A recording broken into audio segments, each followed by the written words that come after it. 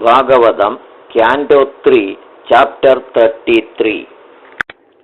ഭാഗവതം സ്കന്ധം 3 അധ്യായം 33.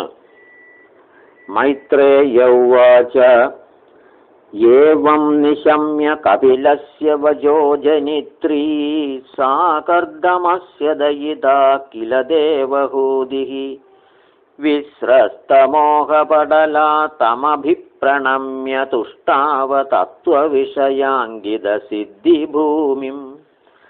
ദേവഹൂതിർവാച അദാപ്യജോന്ധഃ സലിലേശയാനാം ഭൂതേന്ദ്രിയാർത്ഥാത്മമയം വപുസ്തേ ഗുണപ്രവാഹം സദശേഷബീജം ദദ്യൗ സ്വയം യജ്ജഠരാബ്ജജാതഃ स एव विश्वस्य भवान् विधत्ते गुणप्रवाहेण विभक्तवीर्यः सर्गाद्यनीहो विददाभिसन्धिरात्मेश्वरो तर्क्यसहस्रशक्तिः सत्वं मृदो मे जठरेण नाद कथं नु यस्योदरये ददासीत् विश्वं युगान्ते वडपत्रये गच्छेदे स्म माया शिशुरङ्घ्रिपानः त्वं देहतन्त्र प्रशमाय पाप्मनां निदेशभाजाञ्च विभो विभूदये यथावतारास्तव सुगरादयस्तदायमप्यात्मपथोपलब्धये यन्नामधेयश्रवणानुकीर्तनाद्यत्प्रह्वणाद्य स्मरणादपि क्वचित् स्वादोऽपि सद्यः सवनाय कल्पते कुतः पुनस्ते भगवन्नुदर्शनात् अहो बदश्वपचोदो गरीयान् यज्जिह्वाग्रे वर्तते नाम तुभ्यम् ते पुस्तपस्ते जुहुवुः सस्नुरार्य ब्रह्मानूजुर्नाम गृह्णन्ति ये ते तं त्वामहं ब्रह्म परं पुमांसं प्रत्यक्स्रोतस्यात्मनि संविभाव्यं स्वतेजसाध्वस्तगुणप्रवाहं वन्दे विष्णुं कपिलं वेदगर्भम्. मैत्रेय उवाच ईडिदो भगवानेवं कपिलाख्यः परपुमान् वाजां विक्लवयेत्याहमादरं मातृवत्सलः. कपिल उवाच मार्गेणानेन मादस्ते सुसेव्येनोदितेन मे आस्तितेन परां काष्ठामजिरादवरोत्स्यसि.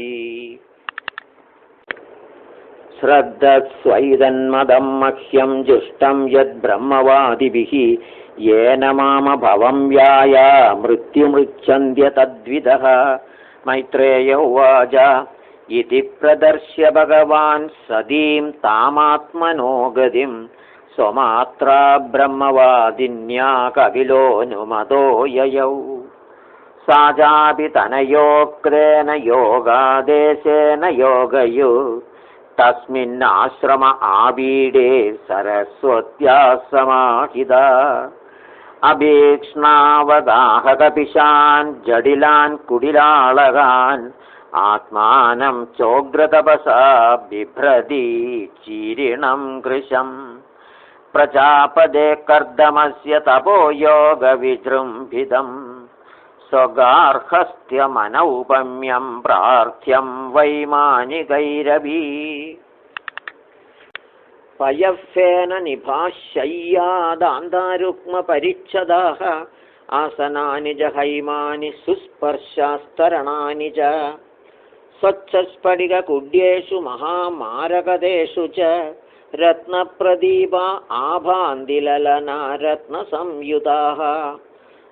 गृहोद्यानं कुसुमिदैरम्यं बह्वमरद्रुमैः कूजद्विहङ्गमिथुनं गायन्मत्तमधुव्रतम्. यत्र प्रविष्टमात्मानं विबुधानुचरा जगुः वाप्यामुल्पलगन्धिन्यां कर्दमेनोपलाळिदम् हित्वा तदीप्सिततममप्याखण्डलयोषितां किञ्चिच्चकारवदनं पुत्रविश्लेषणातुरा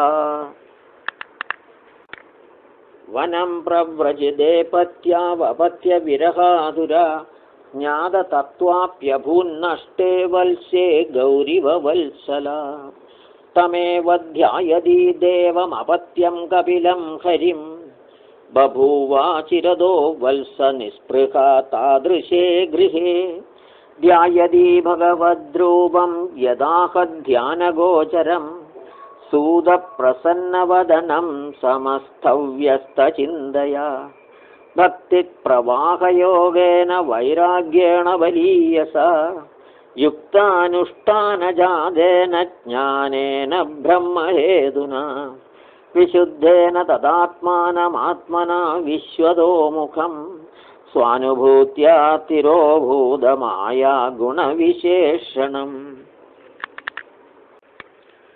ब्रह्मण्यवस्थितमतिर्भगवत्यात्मसंश्रये निवृत्तजीवापत्तित्वात् क्षीणक्लेशाप्तनिर्वृतिः नित्यारूढसमाधित्वात् परावृत्तगुणभ्रमा न सस्मार तदात्मानं स्वप्ने द्रष्टमिवोद्धितः तद्देहः परदपोषोऽप्यकृशश्चाद्यसम्भवात् बभौ मलैरवच्छन्नः स धूम इव पावकः स्वाङ्गं तपो योगमयं मुक्तकेशं गदाम्बरं दैवकुप्तं न बुबुधे वासुदेवप्रविष्टधीः एवं सा कपिलोक्तेन मार्गेणाचिरदः परम् आत्मानं ब्रह्मनिर्वाणं भगवन्तमवापः